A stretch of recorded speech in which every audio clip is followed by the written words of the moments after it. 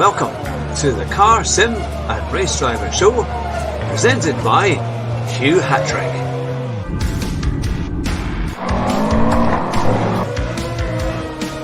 Here at Bathurst in the Forest, my very special guest, Basic Ollie, Rascal, Rabbit, Josh Martin.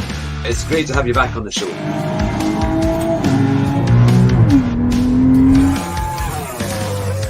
Drive fast and try not to crash. Good evening, everyone, and welcome to the Car Sim and Race Driver Show. And tonight, jumping in at the last minute as fast as he could, it is Jerry NCF1, but his real name is Simon. Good evening, Simon. How are you doing today? Good evening, Hugh. Very well, thank you. Thank you for having me on. Yeah, very, very short notice, but much appreciated.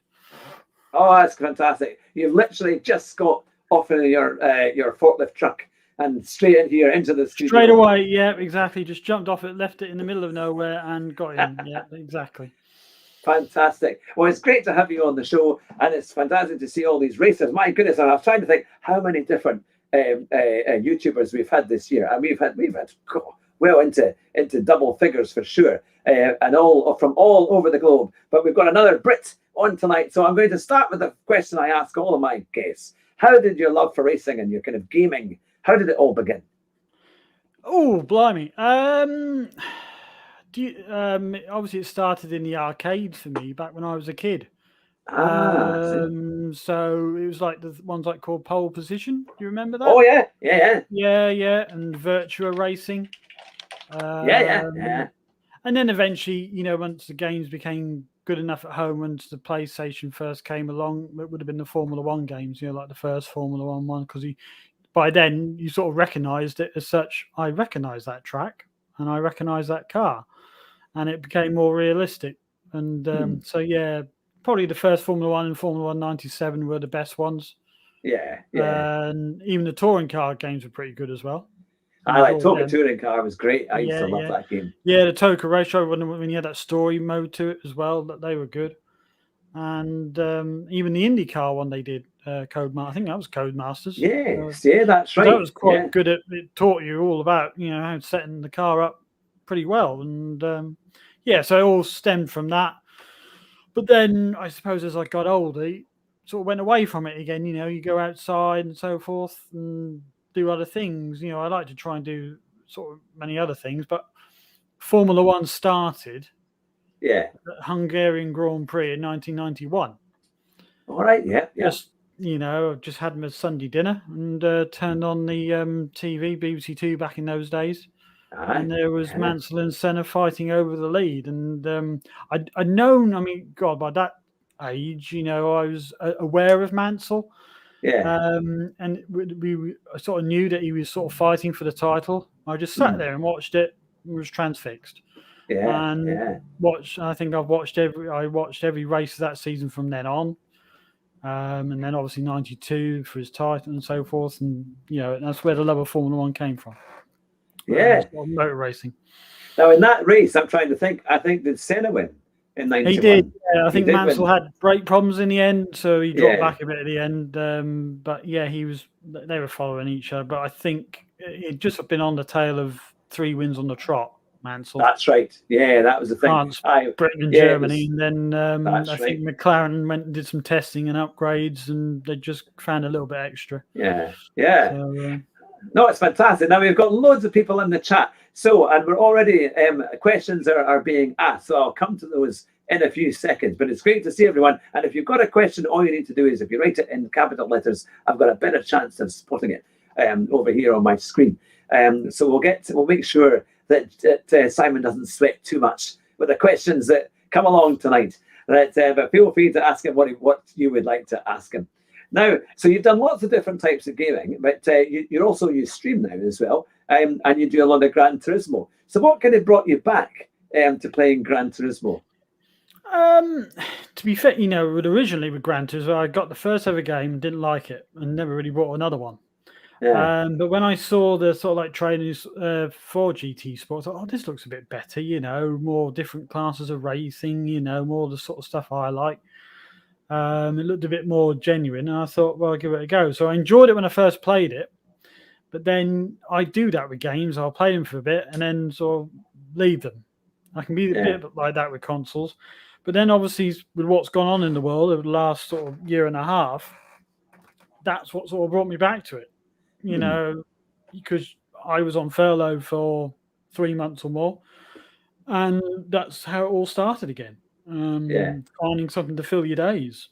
You know, you can sit out in the sun for as much as you possibly can, but you get bored. You know, even going for a walk, or you can't go anywhere. You know, you got to find something to do. So I got back on that and found other people streaming it and so forth.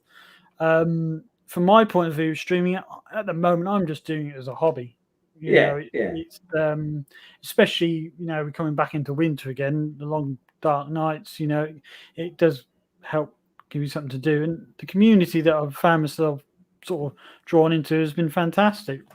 Such nice people, and you know, feel fully welcomed. You know, it's brilliant. It is. I thought I used to be really good, but now I realise I'm not.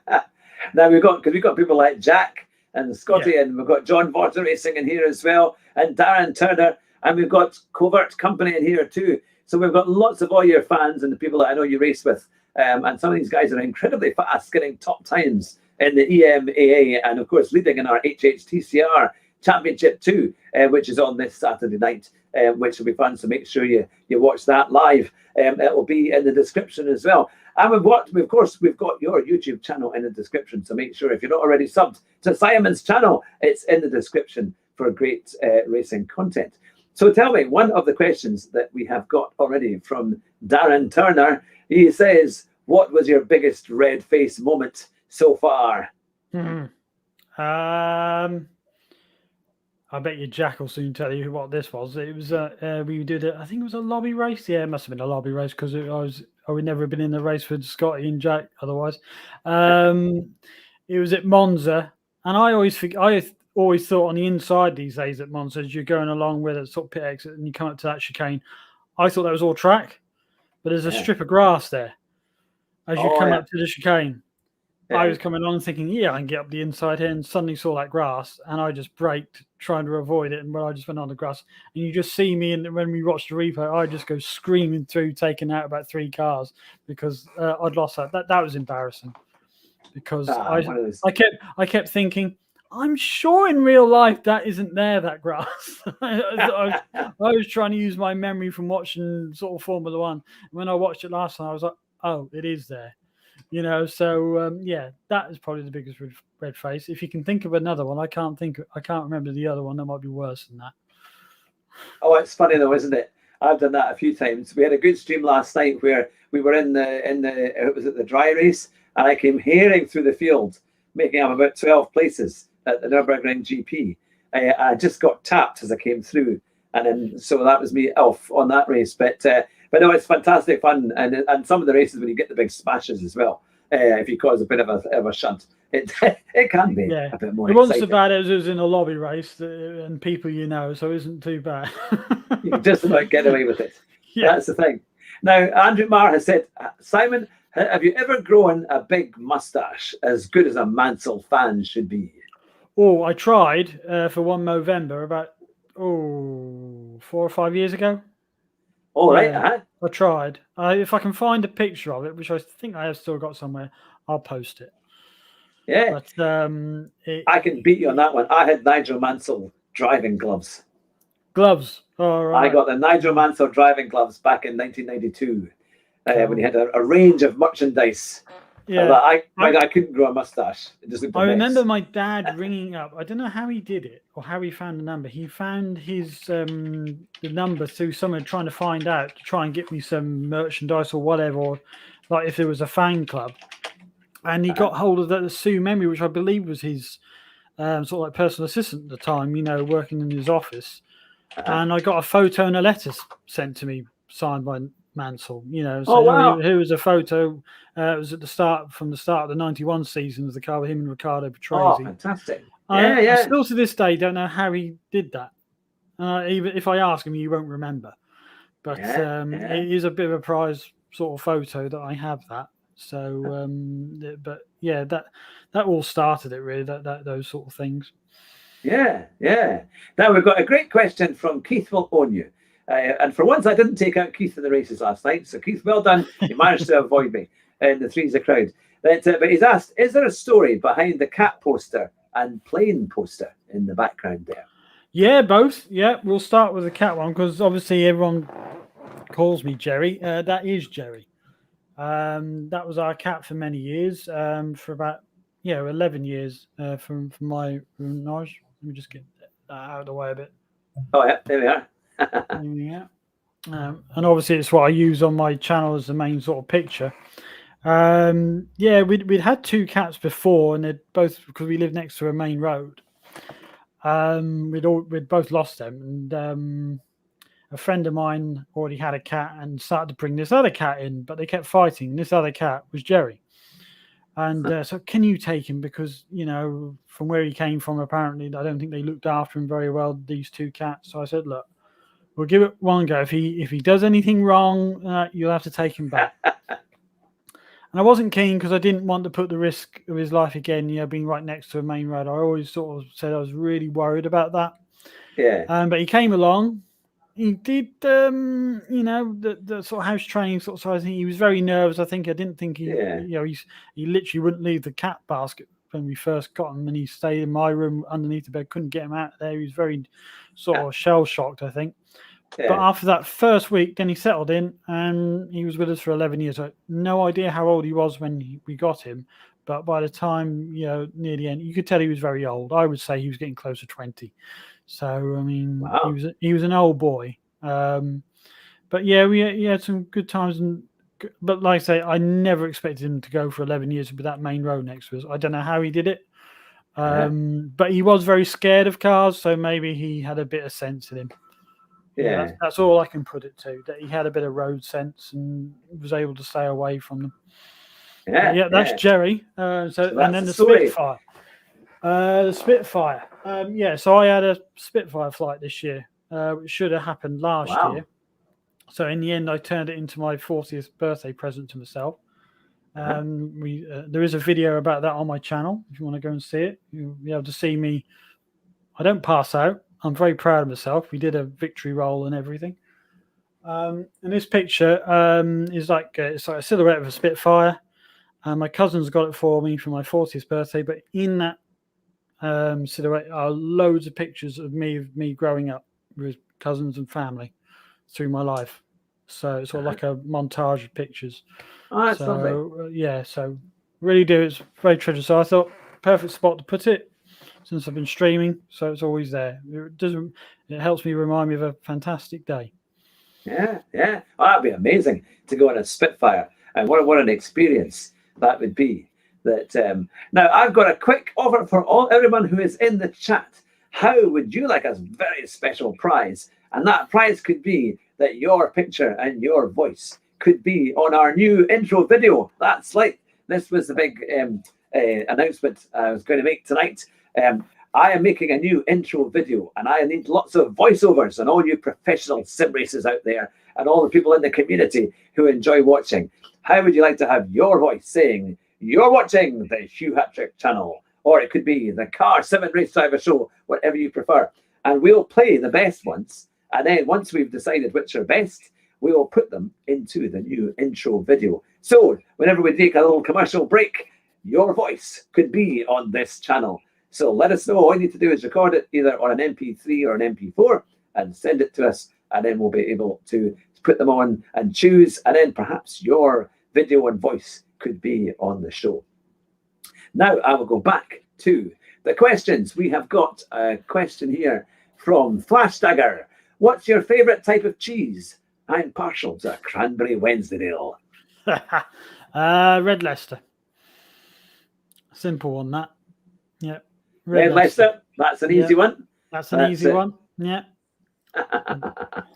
Not too strong, not too weak. That's it. That's a nice one. And Glasgow has said, from a fellow Specky, if you look directly at the sun, will it burn a hole in your head? Probably.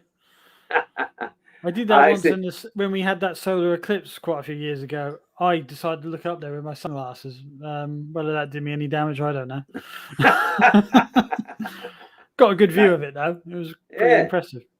Now, here's a great question from Scotty, and he says, "Have you ever won a prize on a stream?" Let me think about that. Have I ever Ah. won a prize on a stream? Yes, I believe I have, and I will come and claim that at one time, and I'm sure we all will. That is, of course, That on free Scottish drink. one. That free drink we're all going to come across. And thanks very much to Anders Park. I believe you've just sent a donation. It's just come through on my phone. That is very, very kind. Thank you so much for your generosity. That is huge. A big round of applause for the chat for Anders Pat. That's very, very kind. Now we have a great question as well, also from Scotty. What's your dream car? Dream car. It's funny, really, because I've always liked motorsport, and watching it and so forth. But it's never been like, oh yeah, I see that kind of thing. That's my dream car. It's always a difficult question to answer.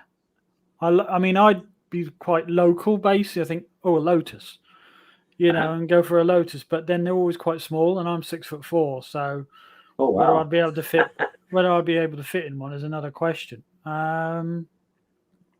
Yeah. It is a tough question to answer, but if money was no object, maybe something like, like an Aston Martin of some kind. Yeah. One of them. Can't really specify which so one. good, aren't they? But any of the Aston Martins, because they've got a bit of style nice. to them. You want to get on a Assetto Corsa Competizione and drive the GT4 car. I mean, GT3 sounds great as well, but the GT4 is amazing. It's so nice to drive. It's quite controllable, and the noise it makes is brilliant. And I love it. Absolutely love racing in that car. Cool. Now, yeah. Keith will own you. Has come up with a great idea. He says, let's make a compilation of all the time I crash into you and you into me. And it does always seem, considering we were teammates in one of Claire's last championships, they were never supposed to crash into each other. But we have had a few moments, but that does sound like we'll definitely need to get a video of that one and see how we get on. But yeah, now here we go. And Anders Back said, in other words, we're going to bully those who are not good enough. He's obviously they've got going in the chat. And Andrew Mara said Red Leicester has beetle powder in it. My goodness, that is it. But I won't be having any of that then. But now, here's a good question again from Keith. He says, penalty or not for Verstappen? Your opinion, please. Oh, what, this on Sunday? Yes, I imagine. Yeah, once since we've seen the onboard footage, yeah. Yeah, I mean, if you don't, it's not, if you don't give him a penalty, there's no then consistency in the decisions because other people have got penalties. But at the end of the day, it's all right Hamilton complaining about it, but he's done it. Opened his steering wheel out and pushed people out. He's done it to Rosberg, so they're all as bad as each other. I mean, either just let them get on with it or just keep giving them penalties all the while. Either keep consistent with the penalties or just let them get on with it. It's but with what penalties you do see, then that should have been a penalty because you can't run off the track like that. I mean, you think years ago that was a gravel trap, and they'd have been both been off. It's only because all these runoff areas now. I mean, drivers these days get away with a hell of a lot. Yeah. No, absolutely. Not like the good old days when that would have been it out of the race. They would have been both out. Well, I remember seeing that at Donington. When I was at the loop for the 1993 European Grand Prix, and Schumacher went wide at the kind of the back straight, and he went off into the gravel, and that was his race over. Exactly. And it was quite a thing. And then of course it was watching Senna and Prost and Hill kind of get on, and then of course Senna had that incredible race where he nearly lapped everybody. But it's astonishing. What are the kind of moments? Because you've been to a few of these Grand Prix live, haven't you? And they were pretty famous ones that you'd attended. Yeah, well, the first ever one we went to was the qualifying for the British Grand Prix 1992. Wow. Oh, that's one I would have liked to have been at. Yeah, we went on the wrong day. We went on the Saturday and it was wet. So the times that we're counting was the day before. But just to be there, the first ever time I was like a kid at a sweet shop. It was Now, was that Patrese got pole that day, didn't he? Was it Patrese got pole and Mansell overtook him? I think Mansell overtook him. I honestly can't remember. I mean, on the Friday, he was fastest, Mansell. He had the times. In terms of Saturday, who had the fastest times, I can't remember. To be honest, I wouldn't have a clue. But yeah, Mansell had pole. I think off the line in the race, I think Patrese overtook, and then Mansell got past him pretty quickly. I think Patrese suddenly remembered team orders and they let him pass again. I think Mansell even got past him before Maggots. Yes, it was quite a quick. Yeah, so I mean, Brundle made a great start and got ahead of Senna and all them in the third, and then that was the most exciting thing of the race, wasn't it? It's Brundle and Senna constantly sort of fighting each other off. So, but yeah, just as when we were there, we stood at Maggots curve basically, so we were quite close. But to see Mansell coming straight past you think you've seen your heroes and Senna. The only one who was really pushing that day, because it was wet, and the forecast was the next day possibility of rain, Senna was pushing to see where the grip was. He was the only one you could tell that was actually trying to work out where the grip was, see if he could, gain any advantage. So, but when those Ferraris came past, that's when I realised I needed earplugs. It was, but their noise was incredible. Their V12 engines were they revved so high. It was quite a sweet sound that they made compared to the roughness of the other cars. It was all right once you had earplugs in, but if you didn't have earplugs in, that was bad. I thought my ears were going to bleed. But luckily there was a bloke with a bin bag full of earplugs selling them for £1 each, and so we bought some. So that's not too bad. It'll be a lot more now, that's for sure. Yeah, exactly. Yeah. They're probably about 30 quid a piece. But, now, here's a good question from Darren Turner. It says, question, why did you start streaming? Why? I suppose influenced by you folks a little bit, but also, it's a little bit of a hobby, really. Just to see if I could do it. Whether people think I can or not, I don't know. I'll leave that up to them. But, yeah, just to see if I could do this sort of thing. Because it isn't easy when you're on your own. And yes, there is people typing chat to you when they're sort of there and everything. But if you are on your own and there's no one there and you're trying to practice talking all the while, it's not impossible. I don't know how Scotty does it, how he keeps talking. Because when I'm racing, I need to sometimes concentrate. If I don't concentrate, that's it. I'm all over the place. Yeah, I can't stay in a straight line. It's very difficult. But I suppose that may come with time. That will get better. But it takes a wee bit of concentration, doesn't it? I mean, there are certain areas you just can't, like the racing I was doing on ACC last night. I couldn't read the comments, so it was Andrew who was filling in for me. Yeah, Nürburgring GP track's difficult. You don't get a lot of respite to look at a chat, do you? There's not a particular very long straight. Even the one at the back straight is not very long, is it? It's you got to be there ready to judge that breaking point for your chicane. So it's not easy. Certain tracks are easier, that may have long straights and so forth, but no, it's not easy. And also because you can feel, as if you're on your own sometimes, but it always helps when there's other people there chatting and you react to. I think I'm getting better. Getting better.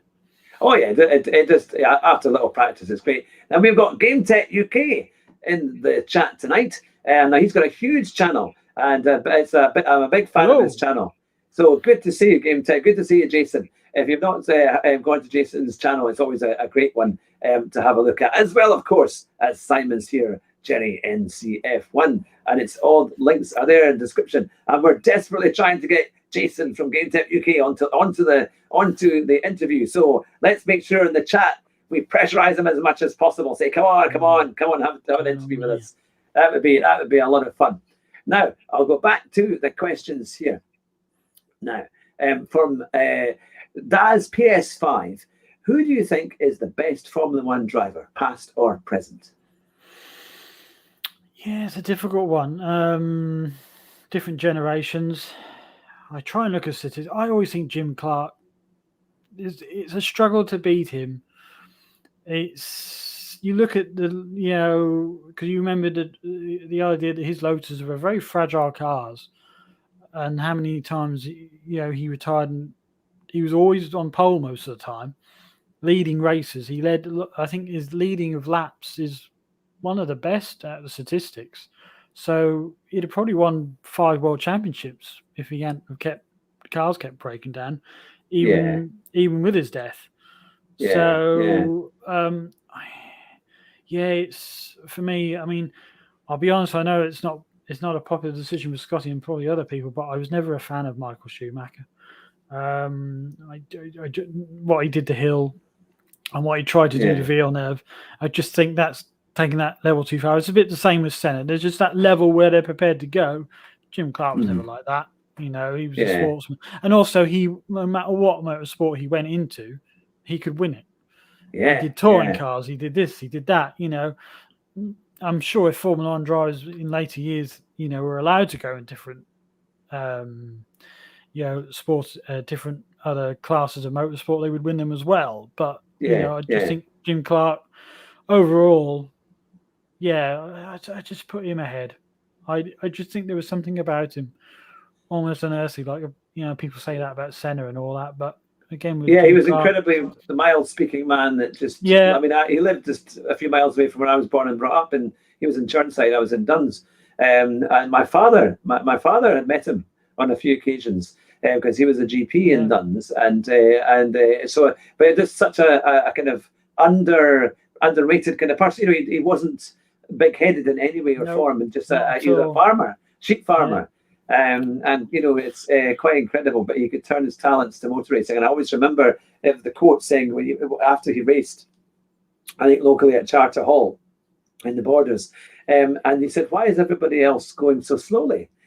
and he said it kind of innocently because he thought, "Are they not trying? Is there a yellow flag? You know, is there a reason for it?" And he said, "No, it's just that you're going 2 or 3 seconds faster than everyone else." You know, and that was the thing. No, he just seemed to have a natural gift, a pure natural gift. Because even in not just pure speed, but also his racecraft as well. Which, when we talk about Senna, I thought sometimes that's where he lacked. His racecraft. Qualifying, you could probably put him the best. You could find a gap on that track and get a lap from nowhere.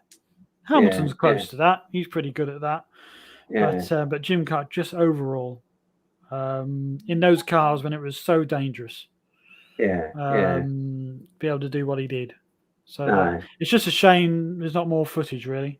But you hear all the stories. I mean, I love that story from Jackie Oliver when he took him around the Nordschleife.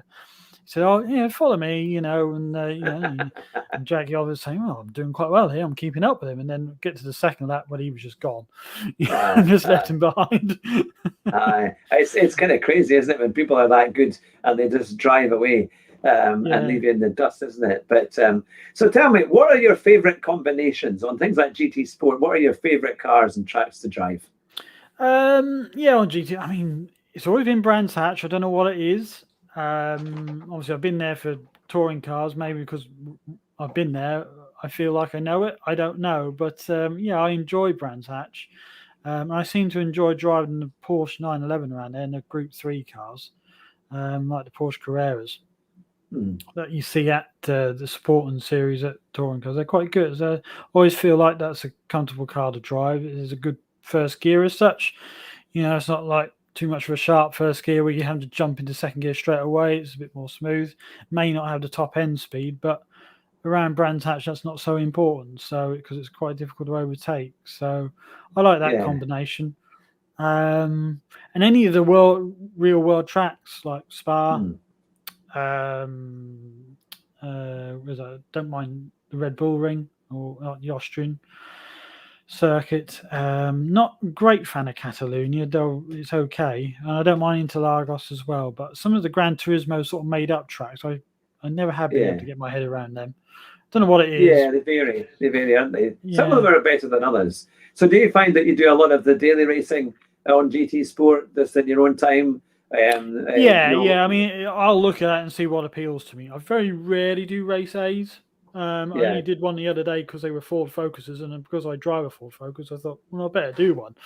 But they do seem to be a bit mental. Yeah. So I generally stay away from a little bit. So it's often race B, if anything.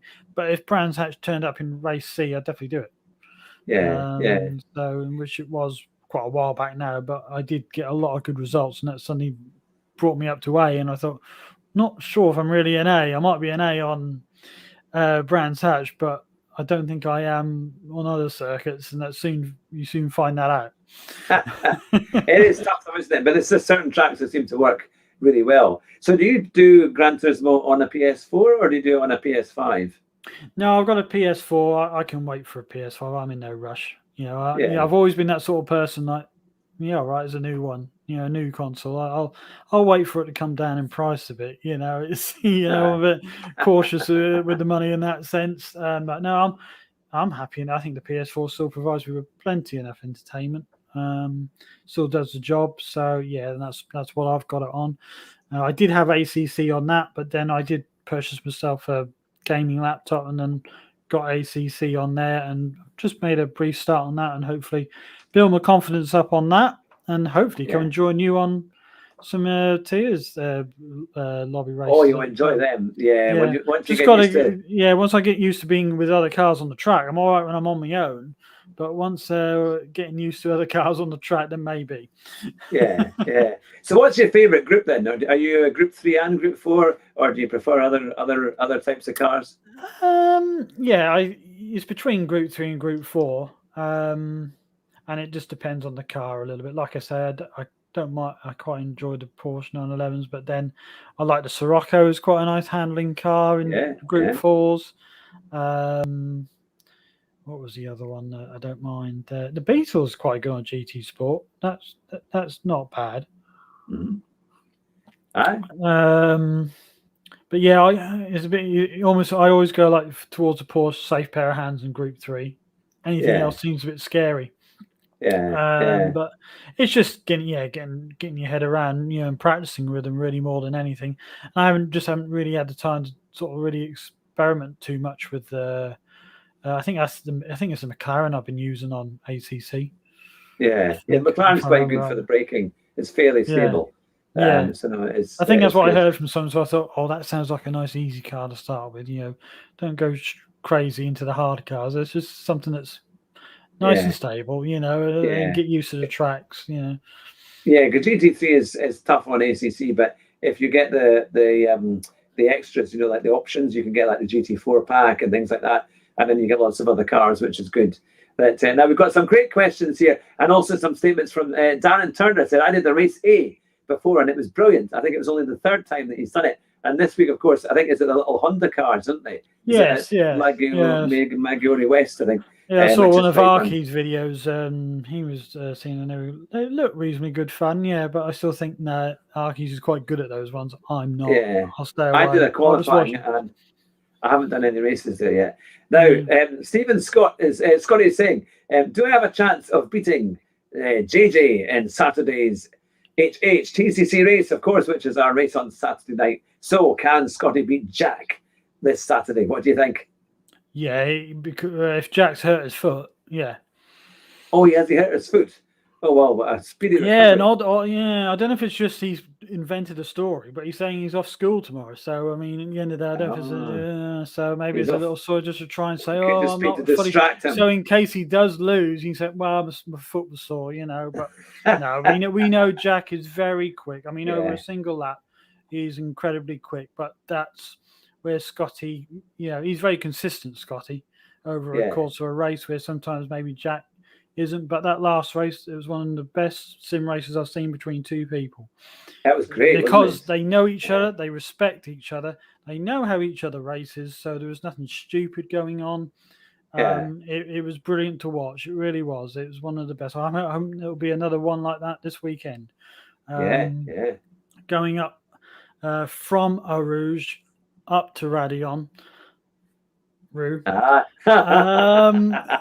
into Kemmel Straight, and they'll be hopefully passing each time on Kemmel Straight each lap. So we'll see. I'm sure it'll be a great race because, but it's going to be a tough call. It's definitely because obviously that Fiji Straight is a lot longer than anything on Spa, so that's why it was so easy to overtake. So it'll be whoever can get a good first lap. So, and I believe Jack is on pole, isn't he? Yes. I'm in top split. I'm not far away from Glasgow. Right. Yeah, we're only a few tenths away from Glasgow. We've had such a close battle with our in terms of points and things and finishes. So I'm hoping that we can have a good race this weekend, and then we'll resume our battle from there. But it's definitely now. Andrew Marr's very, very impressed that you know the different corners at Eau Rouge, because he's been complaining to everybody. I've been there, so I should know. But well, that's the thing. Now, Darren is saying, is that a JD and Coke that you might be drinking there? No, I don't drink alcohol, so it is just Coke. It's just like me. That's like me, teetotal. But no, that's the thing. That's fantastic. Now, just a quick plug. Next week, we have got Will Daniels. Now, the last time we had Will Daniels on, and I think it's still the same, he worked for a very special Formula One team, and it was a French Formula One team. But because of legal reasons, we were not allowed to mention the name that he was directly from. He could say what he wanted to say, and everybody kind of knows what team it is. But he is coming back because he's been involved in the Mini Championship, the BMW Mini Championship, and his team won the championship. So he's going to be coming on next week, next Thursday at 9 o'clock to explain how it all went and also what he's doing in F1 as well, which is going to be really exciting to actually have people there who are involved in how these incredible teams work. So make sure you don't miss it. It's going to be something. Now, Rue has said, is that a blue car? It might just be. And the funny thing was, when I asked him, would you like, what driver would you like to come on next year? And he said, is Alonso one of your picks? Who would you prefer? Because I think it's going to be between Alonso and another younger driver. It wasn't the answer you would expect. So get ready for some surprises when he comes on next week. In a week's time, it will be Will Daniels. So we've got some great guests coming up as well for our Christmas special. And we've got a fantastic guest here tonight with Simon, Jerry NC F1. Now, let's see. What are the next questions that we have? Is the main driver? The Rue has said, is their main driver very happy and in a pit stop? If I can pronounce that right, as he would say. But yes, so that's all what's going to be coming on next week. So what are your plans over the next few months then, Simon, for your channel and also for the big races? What would you like to compete in? Just to see the channel grow a little bit, if it can do. That's always a bonus. But like I said, it is just a hobby for me at the moment. So obviously with a full-time job as well, it's hard to, you come home at night, sometimes you think you have the best intentions to do a stream and think, no, I can't be bothered. You just want to sit there and relax, so it's all right when you're off for a week and then you've got the time, like next week, so I'll be able to do a bit more. But I also wonder, because obviously in the title of the name of the channel is NC as in Norwich City, a local football team. I want to try and incorporate a bit more of that into it. I have started playing as Norwich, on FIFA. So I want to try and incorporate that a little bit more and maybe entice a few Norwich fans, just for, general banter and discussion, about what's going on in football and especially with Norwich City. If that happened, that would be a bonus. Yeah, that would be good, because they're my two sort of sporting, at the top of the pedestals. It was always Norwich City football first, and then Formula One came along later in life. So, but it's generally motorsport in general now. I probably watch more British touring cars than I do Formula One, because I went to 3 this year. I went to obviously Snetterton, the local one. We went to Silverstone, me and my father, and then I went to Brands Hatch for the finale. So. Oh wow! Yeah, so I've never been to Brands Hatch. I've been to Oulton Park and Donington and Silverstone and obviously Knockhill in Scotland. But Brands Hatch, I'd love to go and see what that's like. Yeah, it's Oulton Park I want to go to, and Croft and Knockhill, their places. But I've been to Donington. I've been to Donington as well a couple of times. So. Yeah, it's always cold when I go there, though. Back in '93. But now, Stephen, Scotty has asked a great question. What would you like to see in GT7? Yeah, people are, you see, again, I'm one of these people who's not, I don't get overly excited about it, because I just think they're going back to the old format, which I didn't, well, it looks like they are to me, which I was never a great fan of. I like this GT Sport, how they did things. So that's my only concern. But, the only thing that always disappoints us about GT, there's no Lotuses in them. Yeah, that's true. Yeah. So I would like to see. I think they had them in earlier cars. They definitely had them in the earlier games. Yeah, I'm sure there was a Lotus Elise that you could drive around the Top Gear track, and it was really hard, and you had to get a certain time. Yeah, so like I say, I only ever played the first game. I never played any of the others, so you could be very, very possibly right. But in this, there's a shame in GT Sport for how many types of car they had, no Lotus. So if they could bring a Lotus into it, happy days. Yeah, and the rumours are going to have Alfa Romeo. They're going to have the touring cars from the 90s. Oh yeah, cool. Yeah, I remember. Fantastic. Remember those days? Yeah. Yeah, with Tarquini doing. I remember seeing him. I was at the race when he did his barrel roll at Knockhill. It's Tarquini. Yeah, that was incredible. But I loved that Alpha. My father had a 155. It wasn't a Silverstone model. It was just a standard 2 litre. And way back in 90s, it was an R-Edge 97 car. But it was such a good car. I absolutely loved it. But yeah, no, those were the things. And if they have, so I think if they have a kind of touring car championship, I could see that being really kind of popular. And if that was a daily race, that would be exceptional. Yeah, definitely. Yeah, it would be. A lot of fun.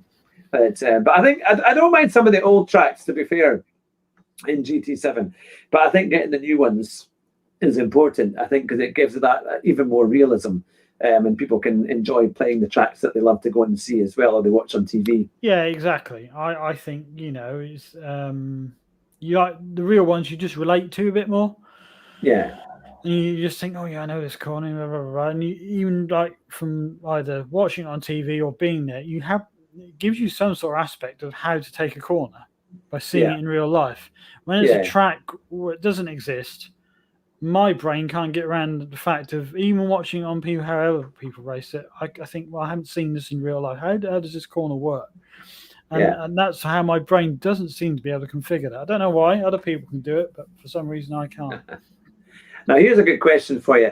Who are your favorite YouTubers? I was waiting for that.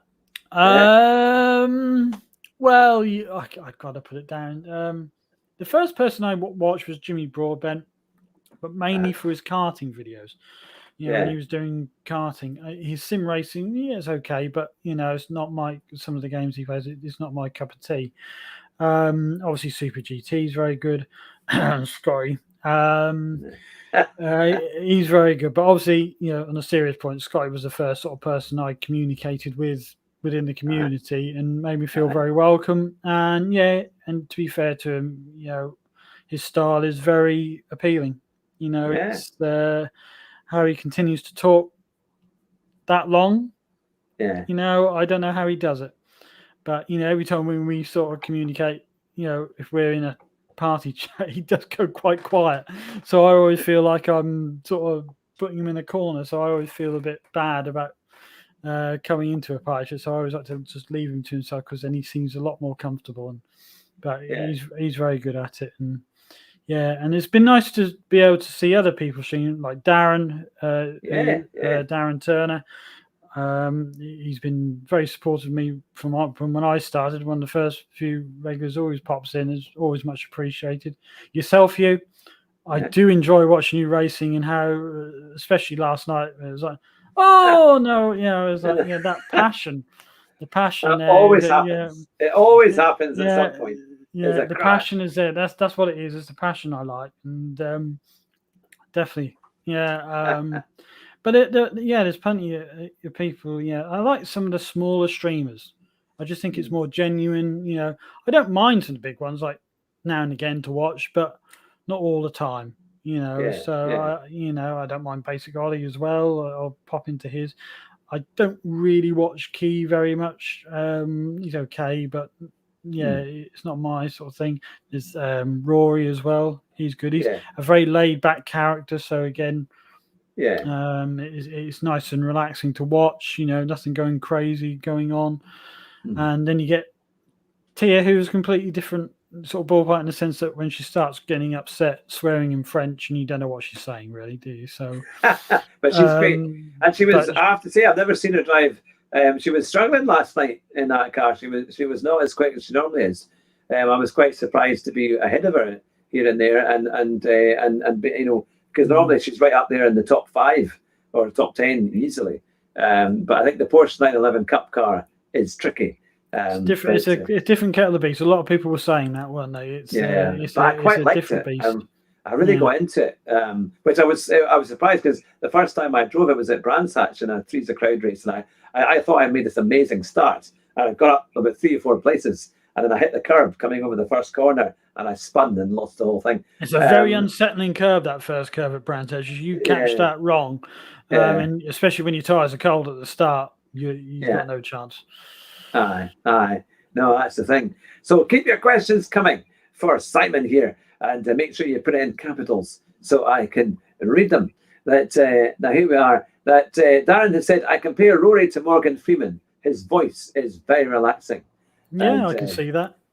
And also when Jeff winds her up and she starts to complain or she starts to sing. And there was a very funny time where, for those of you who have seen Thea's stream, of course she has this great French accent. And I was racing right with her, and I was right behind her, and I was trying to overtake. And all we could hear was, Hugh, he's trying to overtake me. And then my wife walked in from the race, and all she could hear is a Frenchwoman shouting my name at a high voice. And I thought, I can assure you, dearie, it's a game. It's a racing game, but it was it's a game, all right. It's a game, all right. I thought my bags would have to be packed. But thankfully, I managed to get myself out of that one. But now there is a golf question that Andrew Marr wants to ask you. And he says, how long have you been playing golf and why? Golf. Well, it was just one sport that I found and I could play. At school, I was a bit, because of my height and everything, all arms and legs as such. So football, I was never really any good at. Cricket, I was okay, but not brilliant. But golf, I sort of self-taught myself just by reading books and watching Nick Faldo. He was my favourite golfer, and sort of based my swing on him. And just started off with a bit of pitch and putt. Dad would take me a couple of local courses. And then a friend of mine at school was a member at a golf club, and we started playing sort of there for most of the holidays, and started to get into it. And found, I could get my head around if I'd have been sort of like the generation of these days of being at school, and the chances you get, of getting like funding and so forth, I might have had a chance. But back then, when I was at school, no chance. If you didn't play football or cricket, they weren't interested. It was like that. But no, I luckily have met a few people who enjoy playing golf, and some lovely courses around here. So I played. Fortunately, not just due to the pandemic, just due to a bit of a shoulder injury, I haven't really been able to play over the last couple of years. But if it does heal up a bit again, I'm hoping to get back into it. But it's just something. It's you think it should be an easy game, but it isn't. So it makes you want to go back to it and improve every time, even though it frustrates the hell out of you. Yeah. It's just something that I don't mind. Is my strongest part of my game is my sort of 90 yards in, sort of pitching from playing a lot of pitch and putt as a younger adult as such, and the putting is very frustrating. But don't know how it really, when I suddenly wanted to go and play. I think I just came across 2 golf clubs in the shed because my dad used to play at these pitch and putt courses many years ago before I was born. Oh, yeah. And then we really said, well, I'll take it. And that's just how it started. And I just found I could sort of play it. So, I don't think Darren Turner is a golf fan because he says, why would anyone play golf? It's almost as boring as cricket. So watching it, I'd agree. Yeah. The only golf I generally like to watch is either the Ryder Cup or the British Open. I generally don't watch anything else because they're the sort of big tournaments. But again with cricket, I'll watch stuff against Australia and the sort of like these 2020 things, but not much else. I love the golf game on Grand Theft Auto 5. Yeah. You can do it. It's so much fun, and also the tennis. The tennis is great. Grand Theft Auto 5 it's a real laugh. It's great. It's really good fun. And we've just been joined by Just Dio GT. So welcome to the channel. It's good to see you. And if you've got any questions, then you can put them in the chat here and put them in capitals if you can. And then it just means we can see them clearly for Simon. Now, what would you like Simon to say to your community? Because you've got more followers. You're up to, I think we're up to 39 at the last count that we saw. Yeah, and you're well loved, and you're popular within the community. What's been the biggest impact that you've had in knowing the community? What's it like? It's been sort of knowing there's other people like myself out there, really, because you begin to think you're alone. You're the only one, but you soon realise that you're not. But it's such a friendly community. Even though there's always going to be people, the ones that aren't part of the community, you do come across that are just there for themselves. But it's amazing, like there's people like Dyko who just do you want me to do your livery? I'll do your one. And you think, but don't do, if it's going to take you for God knows how long, and he just does it for you, oh, I've got this software, but I'll do that for you. But bang, because liveries, I can do very basic things. Exactly. So, but what he can do is unbelievable.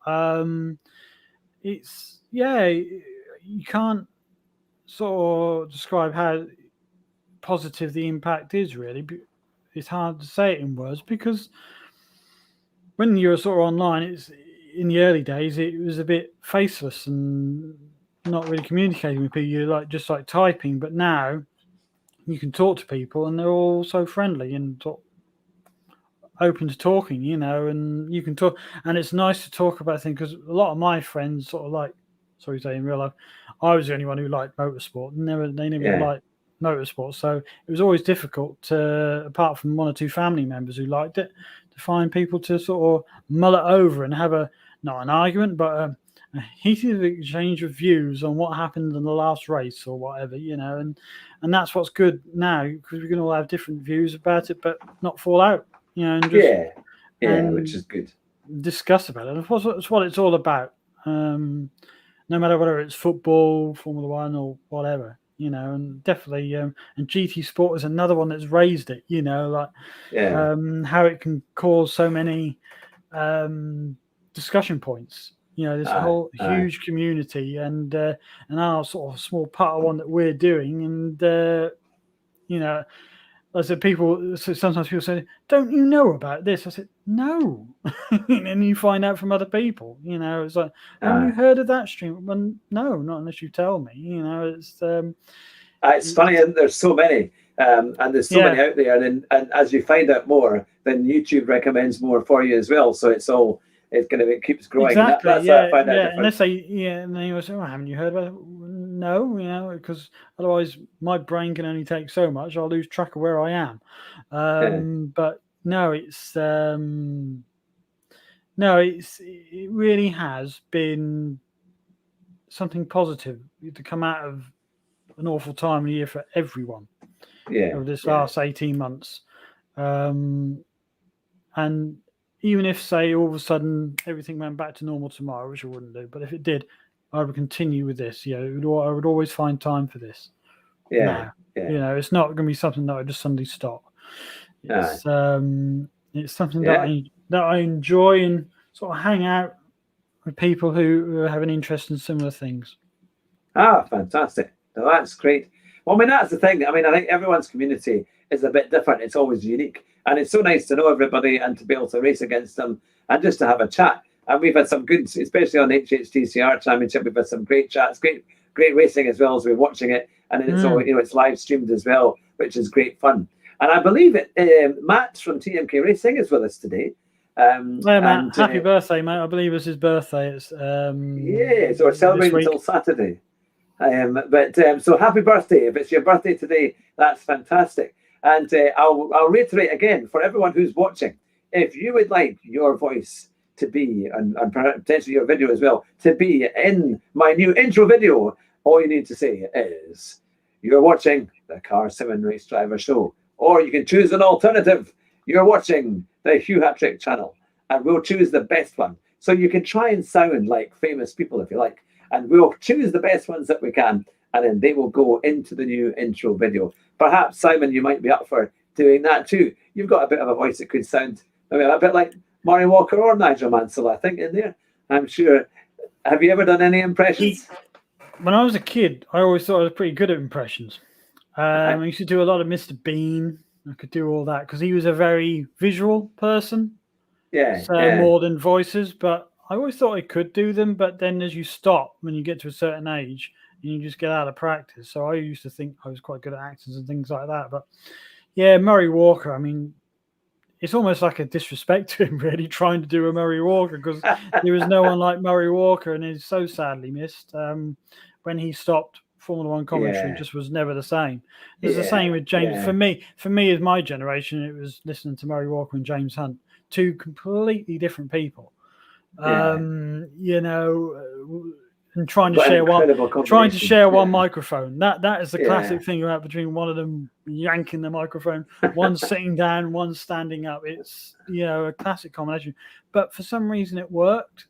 You know, some people, you know, sort of had their things about James Hunt, but I just thought, you know, he said what he thought.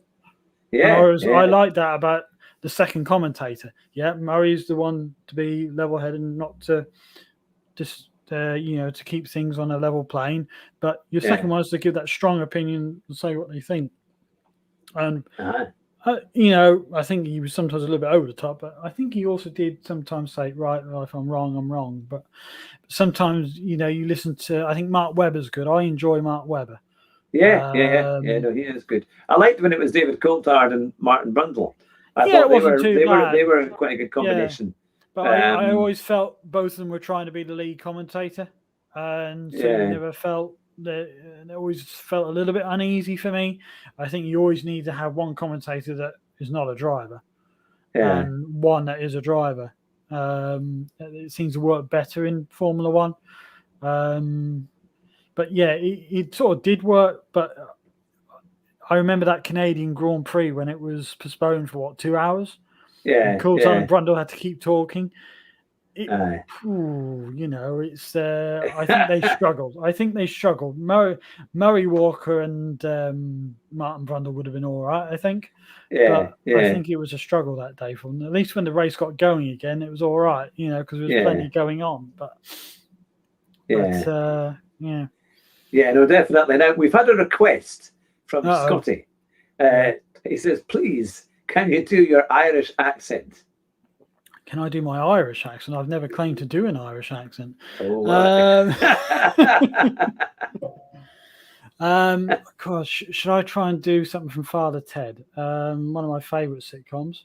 Let me just try and think of a line. Are you all right, Ted? Yeah, are you all right there? Are you all right there, Father? Do you want a cup of tea, Father? Go on. Go on.